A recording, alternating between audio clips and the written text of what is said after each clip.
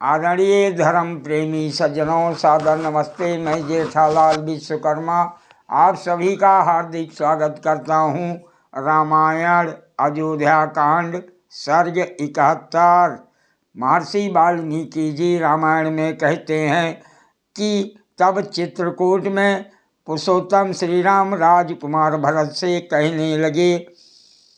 श्री राम जी के इस राजनीति से परिपूर्ण उपदेश को सुनकर भरत जी बोले, परंपरागत अपने कुल की मर्यादा को छोड़ने वाले धर्महीन मेरे लिए राज धर्म का उपदेश किस काम का। हे पुरुष श्रेष्ठ, हमारे कुल में तो यही सनातन नियम चला आता है कि ज्येष्ठ पुत्र के समक्ष छोटा पुत्र राजा नहीं होता। अतः हे राघव, आप मेरे साथ धन धान से समृद्ध अयोध्या नगरी में चलिए और अपना राज्याभिषेक करवाकर हमारे कुल का कल्याण कीजिए।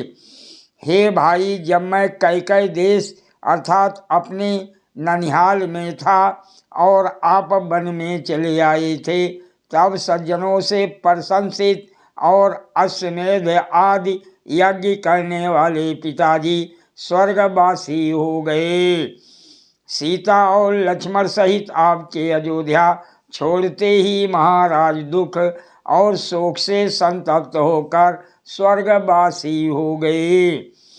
राजकुमार भरत जी के मुख से पिताजी की करुणापूर्ण मृत्यु का समाचार सुनकर श्री राम जी मूर्छित हो गए। जल सिंचन आदि क्रिया के द्वारा सचेत होने पर आँखों में आंसू बहाते हुए श्री राम बहुत करुणापूर्ण विलाप करने लगे। जब पिताजी का ही देहांत हो गया, तब मैं अयोध्या जाकर ही क्या करूँगा। राजाओं के मुकुट मणि महाराज दशरथ जी के बिना अब अयोध्या का शासन कौन करेगा। मुझ जैसे अभागे पुत्र से उन महात्मा का क्या प्रयोजन।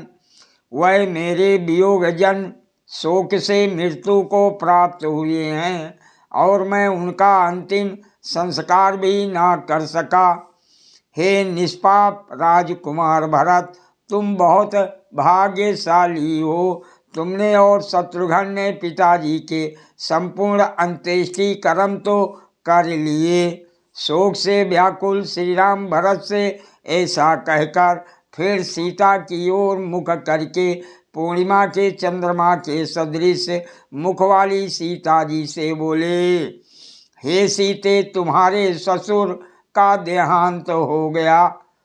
हे लक्ष्मण, तुम पिता विहीन हो गए। महाराज के स्वर्गवास का ये दुखदायी समाचार राजकुमार भरत ने हमें सुनाया है। ससुर के परलोकवासी होने का वृतांत सुनकर सीता जी के नेत्र आंसुओं से ऐसे भर गए कि वह अपने पति को भी ना देख सकीं। सादर प्रणाम। जय सिया राम जी की।